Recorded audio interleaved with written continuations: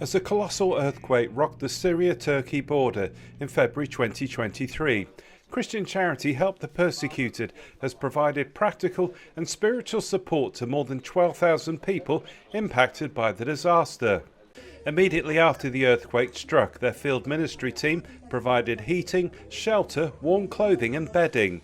They've served across Syria from Aleppo to Laodicea, distributing hundreds of emergency relief kits filled with meat, eggs and fresh produce to persecuted families left devastated by the earthquake. The charity also provided hygiene supplies as well as laundry and shower facilities. Help the Persecuted has also coordinated several children's programs, including providing winter coats, as well as support for special needs children and persecuted youth who've known nothing other than war and disaster. For the first time in a long time, they get to be kids, playing water games, eating snacks and encountering gospel hope. And they provided temporary safe accommodation and home repairs for those left displaced by earthquake damage.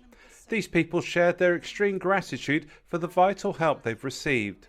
حابة أشكر كل شخص عم بيعطي بقلب هيك مسرور وبدون ما يعير وبدون ما يتعب الناس، وطبعا الشكر الأول للرب، وبحب إني أقول لهم نحن بنصلي لكم لأنه عطائكم بالفعل حلو، عم تعطوا بالمكان المناسب تساعدوا هالناس الموجودة، الناس التعبانة، الناس اللي بالفعل هي محتاجة.